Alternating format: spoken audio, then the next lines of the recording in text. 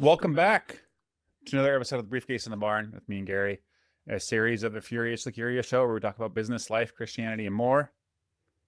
To see you again, it's been a while since we recorded, or me and Gary anyway. How'd you like last week's episode? Me and Nicole. I mean, I was a bit disappointed for her because I feel like, and she alludes to it in the beginning. Well, first of all, I was excited because I thought maybe I was done, right? I thought maybe my time on the podcast had come to an end and I could get out of the weekly recordings. But she said I had to come record today. I messaged that in the group chat. But I thought that she alludes to the idea of like the, not the allure, but just the idea that, hey, maybe people don't know how she thinks, or just, you know, people like, you're a big mouth, right? So everybody knows what you think, obviously, whether they want to or not. And everybody's like, oh, who would be married to that guy? And then she obviously shares a bit about that. But she gave some really good points, I thought. I found it encouraging, and it was really interesting because I have a friend who recently is dealing with an affair situation, and it was just, her words were really insightful. I thought they were bang on, and I think that obviously everybody's situation is different, super complicated, super messy, but she just talked about turning to Jesus, and I thought, oh, that should be the answer to everything, little or big or no problems. That should just be our posture. So I thought that was pretty cool, and I know Nicole, she's very, very gracious. She's a very forgiving person, and a lot of us could take a page out of that book. So, a lot of good questions. Did you put those questions out there from people, or were those just questions that you made? Last half I made, like when did you become a Christian and things like that. I added that in. But the other questions people had asked. Yeah. Okay, wow. Yeah, no, they're good. And so I'll be interested to get the feedback because you watched early, so it comes out tomorrow. I thought you posted the link yesterday. No, that was just Patreon. Just do it for the Patreon. People get it early. Okay. Yeah. So if you're subscribed, you get to watch stuff early and some other content. So it feels like we have not recorded for a very long time. Like it's been 3 weeks. It's been 3 weeks. Okay. What was the feedback from the podcast that we had done months ago? Did you get any feedback? Oh, on how many times to have sex? Yeah. I had one guy talk to me. He goes like, Gary completely abdicated, total politician. Completely. I'm practicing, right? Because I'll run for office again one day, maybe be the premier of BC or the prime minister. So I just got to practice, right? Got to be a real weather vane. Doing a good job. Okay. It's interesting because I'd probably give a different answer now. Oh, a couple weeks later. Well, no, it was months later, right? We recorded that months ago. That was 7 weeks ago, 7, 8 weeks ago. Okay. Anyways. Okay, so way better now. No, I just think that I would be probably a little more, hey, if you're having problems, deal with it. Call a doctor, see a counselor, get help. Yeah. I probably didn't allude to that enough, right? That's because a lot of people may even want to be having sex and it's just not going well or whatever. Anyways, we don't need to talk about sex. That was 2 weeks ago. Onward and upward. Oh, I mean, I one other guy that listened to the, or I don't know if he listened or not, but the one with me and Nicole, he was asking about some more details and he felt like a whole bunch of context was missing on different things. And I was like, yeah, that's fair. It's hard to always have all the details. But I think Nicole was saying to me this week, we just need to share our whole story, like at length. I know I've said for a while I was going to do that. I just need to talk to Curry again about getting it done, but I don't know. It's not always, it's hard. I don't know. Sometimes I always struggle with like, okay, what's not oversharing, but it's because I think there's a real, and you know, you'll hear it from people who get the feedback because most people are struggling to some degree. So it's super encouraging when people are honest. Yeah.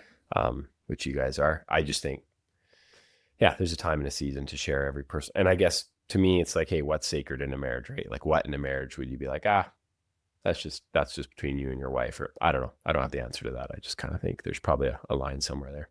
Yeah, there's definitely different for every couple, obviously. That's right. Yeah. So okay, got some listener questions before we get to some stuff. So this is let's read this. Thoughts on a question for the podcast. So when I look into the Bible, I see a tool from God for our good, and really has no other purpose. Satan can't use it to destroy. Internet, Instagram, television, cell phones. All these can be used for good, and all can be used for evil. And I feel AI is like a supercomputer that will just super speed corruption and sin. And my thought is it can be used for good. The question is, do you think Satan would have it any other way? If Satan hates Jesus, then he hates you and me, and it would love to trip all Christians. So let's put a little good into something very evil. Be separate from the world. What does this mean? Oh, wow. So basically he's saying that Of course, Satan wants there to be some good in AI or the internet or something else like that, because then you can say, well, I need to use it. But it's actually been used for evil. So how do you differentiate that? Are they completely neutral, or are? Oh, I just had this conversation this morning. Okay. The weekly real estate meeting, got out in the weeds, and it was like we were talking about. I saw John Piper posted a thing on his story about drinking, right? Okay, yeah. And like, is being a little bit drunk ever okay for a Christian? Yeah. And what does that even mean? That would be my question. Like, what does a little bit drunk mean? Like, Yeah.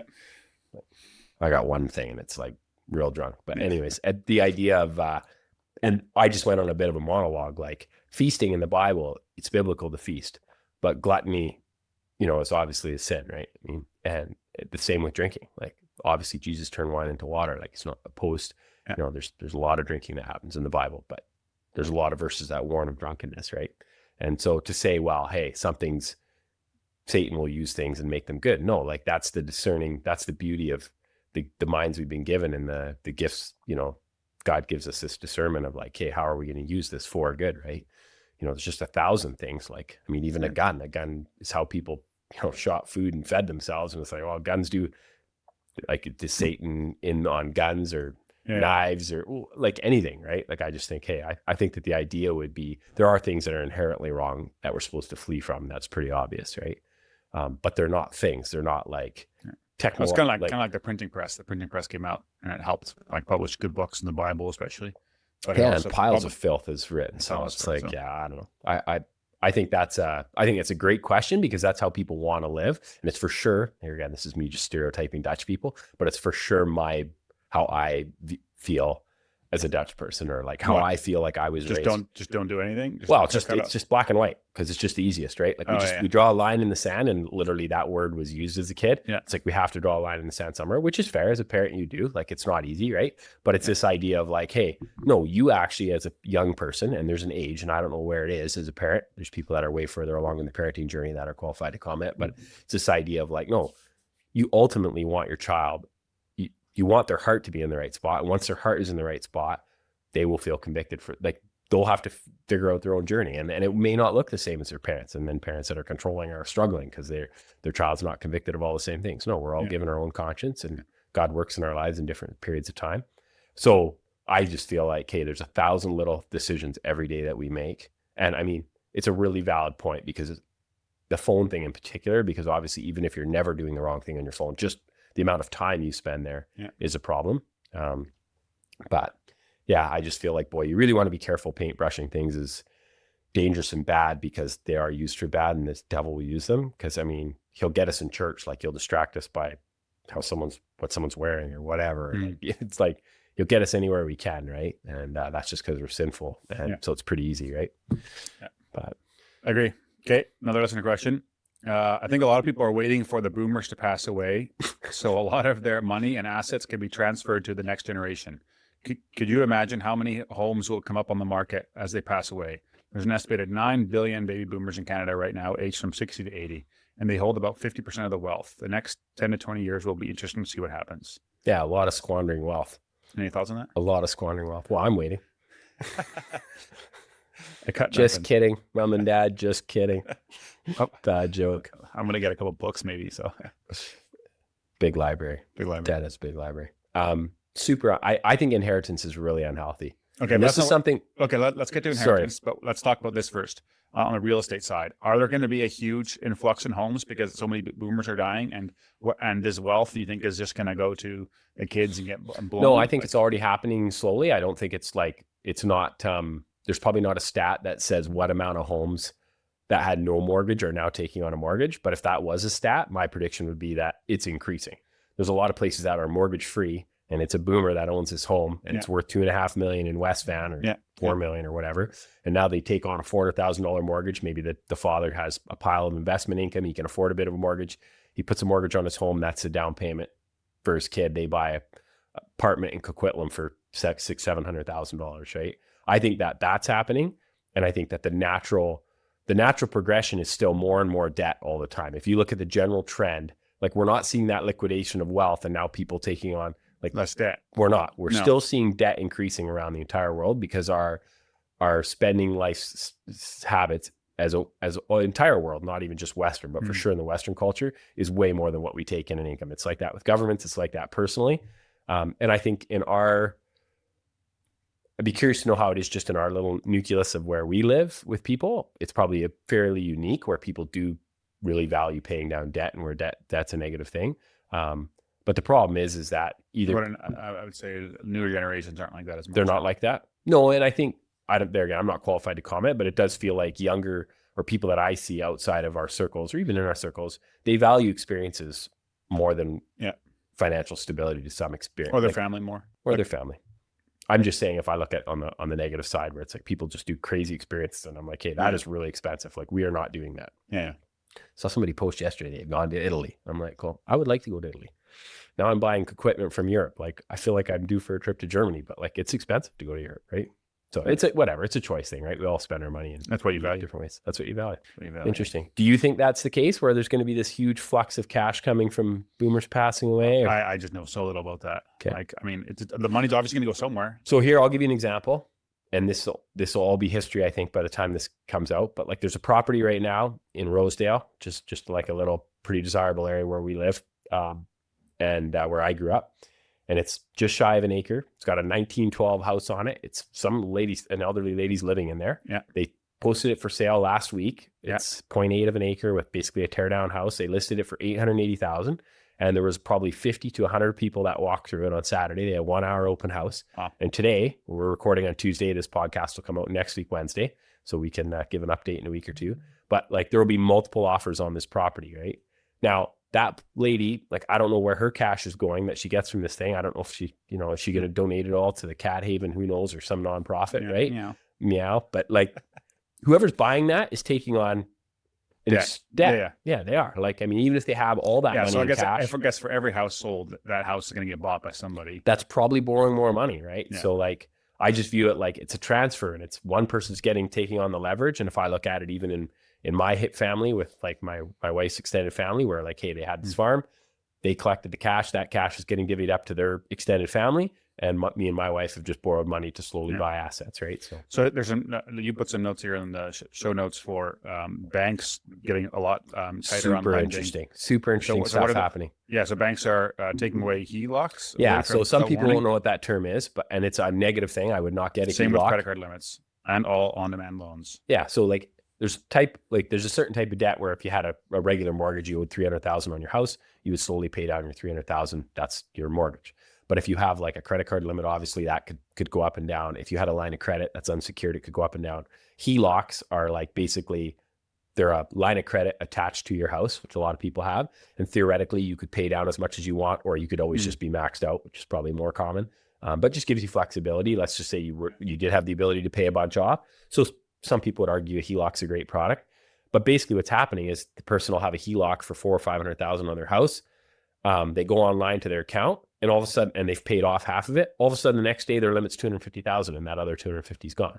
And they're allowed to do that arbitrarily because they're on-demand loans. And I've just heard numerous stories now.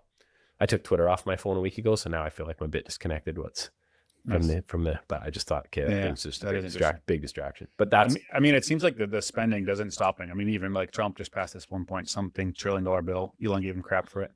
But it just, he's the one yelling the loudest at Powell to lower the interest rates. Like, he's a big spender. Yeah, huge spender. But it doesn't seem like it's going to like stop. No, it's going to stop. The U.S. is in deep trouble. Well, so is Canada. They are, but I think because the U.S., the Canada is. Canada's a more debt per person. They do. I feel like Canada, with our natural resources and just we're a pretty small population. I feel like if we cut government spending like crazy and laid off a bunch of government workers, it's a big if. I think it's going to happen eventually, and I think we'll just start pounding out oil and gas and put some pipelines to each coast. All of a sudden, the liberals will be okay with it. Yeah, I don't know. I'm pretty optimistic. I just feel like the U.S., because of the fact that they are the world reserve currency right now. Yeah. And there again, this is a complicated topic for people that don't care about economics. Their eyes will glaze over and they'll hate this. But like, they have a huge advantage being the reserve currency because everybody has to get U.S. dollars to do business. So it protects them a bit.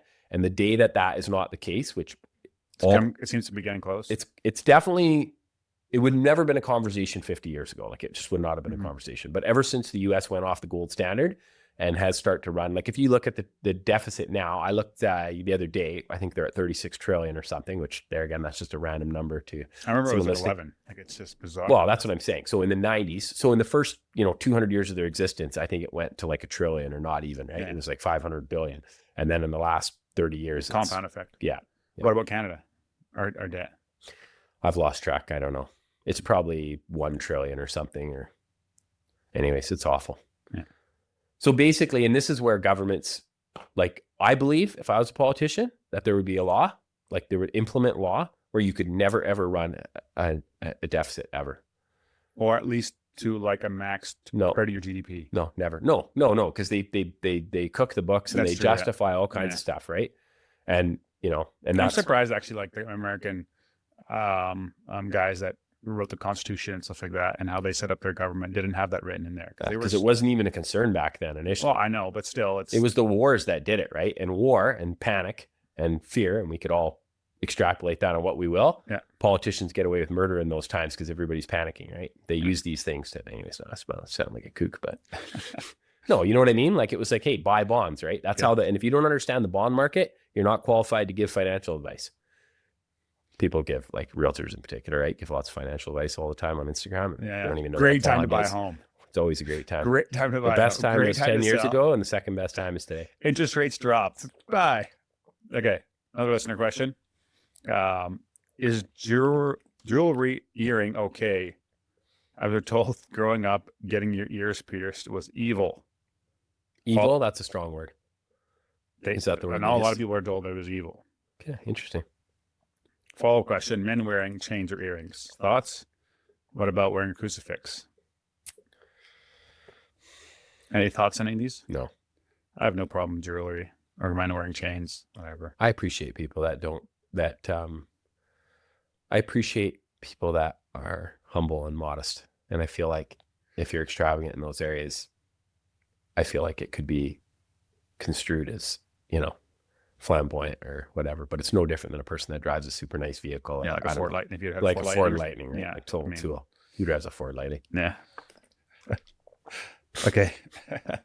Anything else to say about that? No, I think even like the cross thing, like some people would consider that blasphemous, and other people would be like, there's a difference in the cross and the crucifix. Crucifix is with the Jesus on there. I think that's what Roman Catholics wear, and the cross is just the cross. Yeah, there again. I mean, man, that was heavy stuff when we were kids, right? That was really. I think the idea of being super reverent is lost today on a lot of Christians, and I think people don't understand. Like that would be the sense I get from even just content you watch. I don't think people really realize the fear of God, and the holiness of God. On the same token, I think that a lot of people box check, don't do certain things, and their heart's not there. The fear of God isn't whatever. Shown in the fact you have earrings or don't have earrings. No, that's a separate issue. That's like makeup and stuff. That's all because of just the idea of, there's verses about being, just modest, and people could quote all the verses. There's probably how many are there? I don't know. The other thing I wonder is like, what's Old Testament? What's New Testament? Yeah, I'm just not qualified enough here. Okay.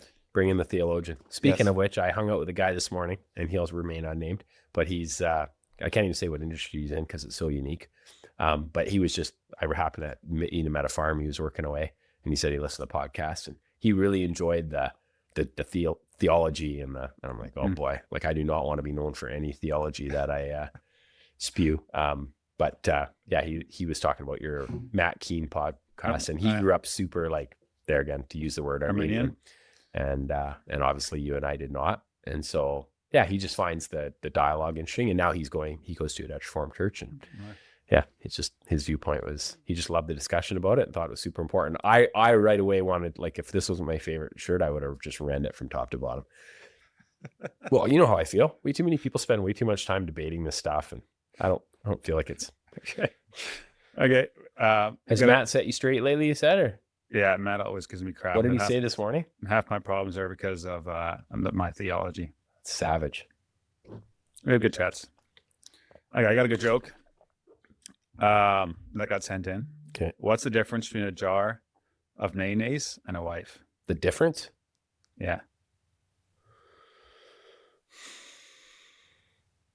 Under extreme circumstances, you may get a jar of mayonnaise to admit it's wrong. That's a dad joke. That's horrible. It's so bad. Well, bad as in like how lame it is. Yeah, that's really lame. I got sent in. I laughed Okay. because someone gave me crap at the podcast. It was too serious. It is too serious. I would agree. But every time I want to be really funny, I know it's inappropriate. So I have a lot of growing up to do where I know how to bleep things. Yeah, no, I don't want to be that way. Okay. People are so legalistic. That's a comment you put in there. What was that about? I don't know, man. Galatians. People are so legalistic. Oh, I was probably just sitting reading and just. Oh yeah, Your notes suck. My notes do suck. I don't add enough context, right? No. I think I was reading Galatians the other morning and I was just like, man, hang on, I'm going to read it. One sec. My dad actually did a great preach through Galatians, and it actually is written to the people that focus more on works than they do on faith. Anyways, I could read all this. Should I read it? No. Paul confronts Peter. Read Galatians 2. Read Galatians 2? Yeah, not now. And Galatians 3. Okay. Listen, should I read it? Yeah. I read it. We don't have the gentle and lowly, so you don't have to listen to Very good. Kyle's running commentary for 15 minutes about the chapter. O foolish Galatians, this is the law and the faith in Christ. Who has cast an evil spell on you? For the meaning of Jesus Christ's death was made as clear to you as if you had seen a picture of the death on the cross. Let me ask you this one question. Did you receive the Holy Spirit by obeying the law of Moses? Of course not. You received the Spirit because you believed the message you heard about Christ. How foolish can you be? After starting your new lives in the Spirit, why are you now trying to become perfect by your own human effort? Have you experienced so much for nothing? Surely it was not in vain, was it? I ask you again, does God give you the Holy Spirit and work miracles among you because you obey the law? Of course not. It is because you believe the message you heard about Jesus Christ. In the same way, Abraham believed God, and God counted him as righteous because of his faith. And this reminds me of what Nicole talked about in the podcast the other night about the sermon that your dad did. The real children of Abraham, then, are those who put their faith in God. What's more, the scriptures look forward to this time when God would make the Gentiles right in his sight because of their faith. God proclaimed this good news to Abraham long ago when he said, all nations will be blessed through you. So all who put their faith in Christ share the same blessing Abraham received because of his faith. But those who depend on the law to make them right with God are under his curse. For the scripture says, cursed is everyone who depend on the law to make them right with God. Yeah. Because the scriptures say, cursed is everyone who does not observe and obey all the commands that are written in God's book of the law. So it is clear that no one can be made right with God by trying to keep the law. For the scriptures say it is through faith that the righteous person has life. And that is just counterintuitive. Anyways, I could read on and on. Great chapter. That's awesome. Yeah. Anyways, rabbit trail. It reminds me again, like how important it is to stay in the Word every day and to read it, meditate on it, pray around it. Okay. Elon Musk came out a couple weeks ago, and he says that robots will play a major part in the global economy and have an effect on the GDP of some countries within 5 years. Last year, he predicted there would be 10 billion humanoid robots on Earth by 2040, sold for $20,000 to $25,000 each. He also said in April that robots will surpass good human surgeons within a few years and the best human surgeons within 5 years. What do you think about that? I mean, I'm excited to get to buy one of these things and can mow my lawn for me, and like you can already get a robotic lawnmower. Lots of people have. Yeah, but you get one it looks like a human. You can get it to anything. Trim hedges. You can get it to like clean crap up. I'm just more worried when these things get hacked, and then all of a sudden someone says, "Hey, beat the crap out of Gary." It's not going to end well, man. I don't feel like if we look back, and maybe we're just all romantic about the past, but I don't think we look back and think, oh, it's so much better now. Well, everyone's more disconnected and more unhappy. Like yeah, that's what I mean. So like, I think, and maybe I'm arguing or for the against myself earlier what I said, but I just feel like everything that's being added is like, it's just making our life more hectic. It's not giving us more time, right? We just cram more in. And so more escaping. Yeah. Yeah. I'm looking forward. My wife went to a conference, adoptive foster conference in Pennsylvania near the Amish in Lancaster. Yeah. And she's going again next year, I think. It's called Filled. For those of you that are listening that live across North America and want to go to it, it's the Filled conference. Anyways, it's super encouraging for her. Okay. And I would like to go along and just do like a tour and see the Amish farms. Yeah. And this time you'd rather work, or? Pardon? You'd rather work this time? Is that why you didn't go this time? I stayed home and looked after the kids, actually. Okay. Yeah. On that note, a super good podcast to listen to this week. It was on the Diary of a CEO with Stephen Bartlett, but it's titled "The Dopamine Expert." Doing this once a day fixes your dopamine. What alcohol is really doing to your brain. Your childhood shapes your future addictions. But it is it's with Dr. Anna Lemke. Okay. But it is absolutely awesome. Like, it is so insightful in how our brains operate on dopamine, especially on the fact that when we hit a dopamine, our brains create chemicals as well that counterbalance it. So you go back to like flat. Those like a balance. One guy's side goes up, the other goes. And so the more you try to hit the dopamine, the more the negative goes, and the bigger the crash goes, and it amplifies. And it just talks about how to like get a healthy brain in a society where there's just dopamine everywhere. And it just practically understanding yourself. It's really, really helpful. So I definitely would recommend that podcast.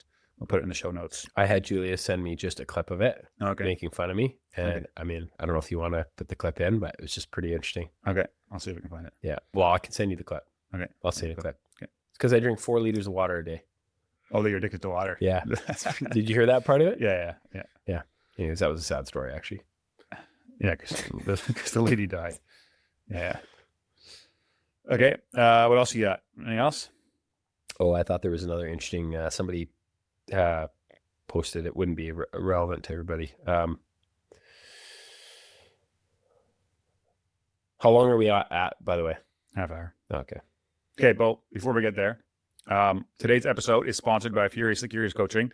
So now a lot of you guys listening own a business or an executive at one, and it would massively benefit from my 10-week coaching, journal-based coaching program, because it really helps you get clear on what you want and what's standing in the way to achieving it. And so I thought I'd just kind of explain some of the things that you're probably struggling with, and that's you're somewhat isolated. You keep a lot inside and don't show any weaknesses, and that's holding you back. You have strained relationships, either at home or at work, and you don't understand why people don't get you. You're chronically dissatisfied. You always feel like you're behind in whatever you're doing. And you have something called slippage, which is a term that my coach phrased, but it means basically you're letting the most important things fall through the cracks. So you're not sleeping well. You're never really fully present. If you're at home, you're thinking about work, and when you're at work, you're thinking about home, and you feel guilty in both places, or you're not eating well, or alcohol, too much alcohol, things like that. And it's your thinking that creates the struggle. And for most everyone, a lot of our thinking is invisible to us. And that's why journal-based coaching is so powerful. And what coaching does, it bridges the gap between your thinking and your goals. And that's why it's so effective. So I'm looking for more guys to coach. So if that's you and you feel like you fall underneath in those categories, and you sign up before the end of June, you'll get 3 months of maintenance coaching for free. And so if that's you, just shoot me a text, 604-703-9045. Shoot me a thumbs up or the word interested, whatever, and we'll have a chat. Answer any of your questions about the coaching, how it works, why it's effective, share some of the testimonies of other guys I've worked with. But it is awesome, and it will change your life. So if you're interested in that, hit me up. Okay. Another thing I found interesting, I put it in the show notes, was addition to reserves. Have you heard of that term? No. Addition to reserve. It's basically, and it kind of like has all kind of come up because there's a chunk of land near where I live that's farmland, great farmland. Yeah. And there's talk of it kind of going, being sold. And I'm doing the quotes, sold to the natives there, to the reserve next door to the First Nations community. And then what do you think will happen once it's sold to the First Nations? Developed. It'll get developed. So it's essentially sneaky Pete. But it must be pretty public. That's what's going to happen. It's not public yet. And it's it's very interesting. It's like this, like you can imagine being like First Nations land. It's like this political landmine, so to speak. And it really is, because I've heard that people have reached out to people on the ALC, the Land Commission, and they're pit bulls and they're savages on every other chunk of land getting put into development if it's in farmland. But this one, they will not touch. Well, why not? Because they wanted to go get developed. No, because they're just scared of just this idea of being racist or against First Nations or whatever, right? So, fascinating on that note. So I went to go see Trey in Oklahoma, right? Yeah. And he's a Choctaw Indian. Okay. And they're Christians. And so I go into this Memorial Day service there, and they're singing hymns in the native Choctaw language, but Christian hymns.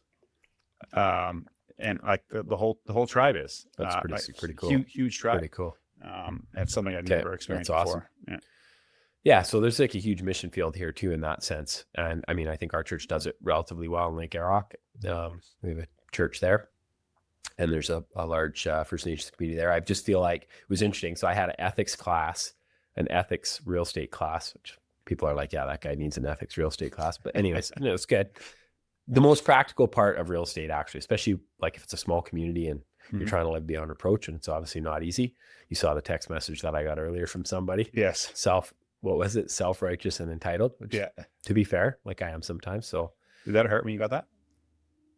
Or you were just like, well, I did what I always want to do when I get bombed. I want to like justify, rationalize, throw bombs back. I didn't do any of those things. I left it, stayed calm, escape. You think I'm a real escaper when I get land-based today? To some degree, I may, but I know, I think you got to face it head on, especially when it's somebody that's relatively close to you. I said sorry and owned the part that, like, I owned what I did wrong. I definitely did something wrong. Said I was really sorry. But sorry is when you change, Gary. Sorry is when you change. It's easy to True know repentance. It's easy to know the right things. Sorry, I got caught. We had someone over on Sunday, and they were saying how in a world where we're instant gratified with basically anything we want, that it's so counterintuitive that our sanctification is slow. Like how we're becoming more like Christ is slow, and we're just like, well, why am I not better yet? Why am I not better yet? Because everything else we're used to, like just being better right away, and sanctification is just it's. Well, it also happens through a challenging experiences, right? Even this experience where it's like, hey, I was offside, I was wrong, and I can totally. It's never in good times. Yeah. Trey said that, so I have a podcast that will have come out last week, or it'll come out this week. I'm not sure exactly, depending on how soon I can edit it. But so with Trey's episode, and he said in there he had everything. He was a F-18 pilot. He was like traveling the world. He had 2 boys. He had money and everything else like that. And he goes, "It's not hard times that test men. It's good times that test men." Oh, he disagrees. Yeah, he goes, "You really show up who you are. If you're during the like everything's going well, we'll see if you're still like a kind, good person." Okay, interesting. Man, I don't know if I agree. Because I mean, there is truth to that, right? Like, because usually that's when like that's when people stumble for sure. Exactly. No, that's the test. That's fair. How do you deal with success? Most people can handle failure better than they can success. Yes, I would agree with that. Yeah. That's a fair statement. But the character is really built through challenging things. Yes. Anyways, back to my ethics class. I feel like that's amazing that I could remember that. So I go in this class, and they do like the land acknowledgement, right? That we're all on stolen land, and this idea, and then but nobody's giving it back. So like, there's no repentance there. It's like, just shut up and give the land.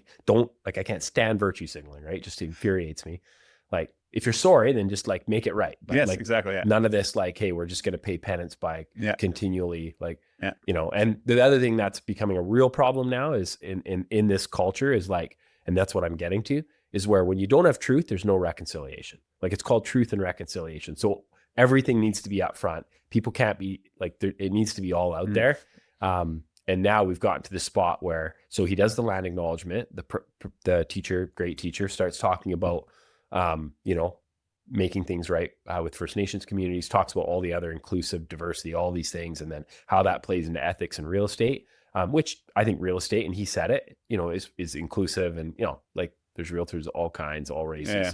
Pretty, there's probably people that shouldn't be realtors that are, whatever. But then so we've gotten to our breakout groups, and I started talking about addition to reserves and about, hey, this is a problem. Like, now we have people that would say in our phrase, and just so people understand that if there's anyone that's listening to this, that's not from the BC, the phrase BC in particular, but the Fraser Valley really, if land's in the agricultural land reserve, which is a chunk of land that the BC government in 1972 dictated as this will be farmland forever. If it's not in that, it can be developed. You could turn it into houses. You still have to get it zoned. There's still a process. It costs a fortune. The governments just make everything complicated. But the land that's in the agricultural land reserve, it doesn't matter. Like in Chilliwack's a great example. There's land like right in the heart of the city, and it's great farmland, but it's like sandwiched between all these subdivisions, Stevenson Road, all these areas, right? That land, theoretically, that should be houses. Like, this is just making a weird city. Now we have these, agriculture, huge tractors trying to drive through school zones, like just, totally, inefficient, right? We got all these sewer lines running out to hinterland, but we got this land right here. That's great. But because of the agricultural land reserve and the way the commission is, and it used to be, now I'm rabbit trailing, but they used to have it where you could swap land. So you could have a weird chunk. Well, they've kiboshed most of that now because, guys were getting pretty crafty. They were grabbing some weird, obscure chunk that was not at all good for farming and trading it. Yeah.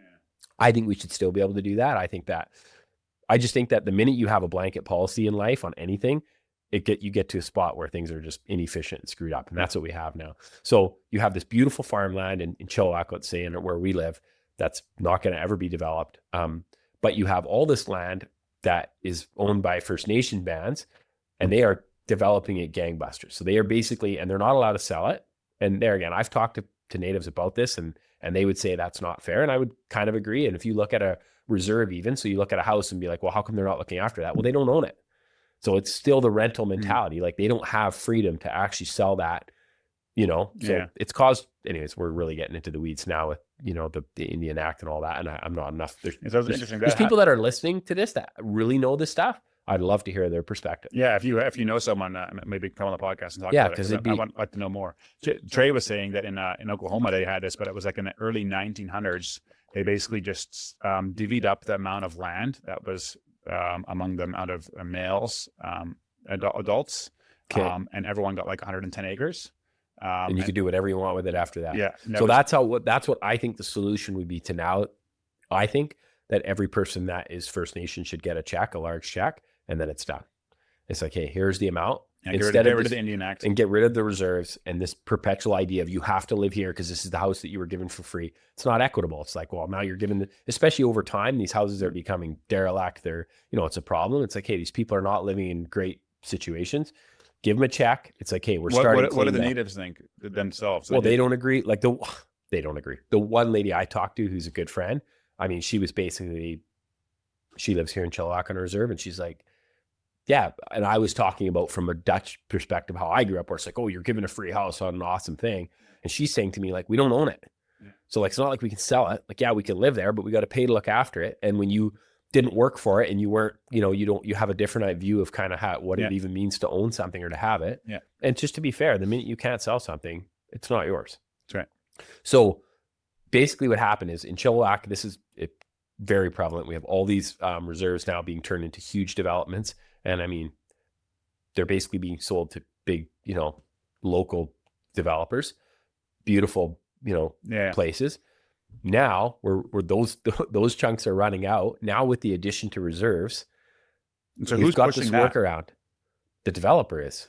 But like, what developers? It's brilliant. Donate, but like, it's brilliant. But what? Yeah, okay. But why are they? They're taking land that's worth $100,000 an acre farmland, and they're turning it into land that's worth $1 million. I get that. An acre. I get what's happening there. Okay. But why is there an agreement that why should the reserves be made bigger? Like what's that thing? So if you go on the website, you can go right on the Government of Canada website, and it would basically say, if you Google addition to reserves and go look at the terms, it would say, is it beneficial to the band or to the reserve to get that land? Well, of course it is beneficial, right? It's like financially beneficial. I don't know if that's the heart. That probably never was the heart, but that's often how things are. The interesting thing is too, in my opinion, is that by the time that somebody has the political will to talk about this publicly, the horse will be so far out of the barn that there will be no turning back. Yeah. Right. Maybe there will be some other ones that will get saved, but yeah. Anyways, just pretty interesting because this is where like two paths cross. You have the person. So I brought it up in my small group in my class, and then I brought it up in the big group, and it was like, Crickets. It was just humorous. And I brought it up very genuinely, very nicely. I'm just like, hey, have you guys ever heard of this? No. And one lady was like, oh, that's pretty crazy. And that was it. Like the instructor's like, next. Sounds like a church meeting. I mean, I get it. Like dealing with awkward things. It's just, if you don't deal with it, you're going to end up having a lot of unintended consequences. That's like, anything. Everybody here would agree in the Fraser Valley that we don't want phenomenal farmland. Like even non-farmers, farmers. I would actually say non-farmers, a lot of them feel even more that way. Like people want food security. Yeah, I love especially it with for that reason. It's beautiful. Yeah. Okay. Well, especially with the trade war, right? We got the Americans, right? They might cut us off from all their produce down in California. Like we need to make sure we can grow our own food. You don't agree with that? They're just fighting. They're just petty stuff. It's all BS. Yeah. Anyways, that was a rabbit trail. Long rabbit trail. Oh, people love it. Thanks for listening, guys. Happy. Have a great week and curious to get feedback on some of those weighty. I'd be curious for you to get a guest on that understands Indigenous rights and truth and reconciliation. I know Matt Sean's had someone on that was also a Christian, so just maybe talk to that guy because I listened to his episode on it. Okay, I haven't listened to that one in a long time, but yeah, and there again, every person, just like if you could ask any farmer about farming, will have a different perspective, right? So you got to be careful just saying, hey, this is the viewpoint on this. Also, if you have a question that you want us to talk about, send that in to us on my website, furiouscurious.co, or on our social media. Somebody mentioned about fertility for me to talk about more about that, but we'll do that next time, or the lack thereof in my case. Yes. Awkward. Have a great week. Yeah. My mother's cringing. Yeah, I was like, oh, I'm sorry, Mom. Sorry, 40. I should be growing up, but bye.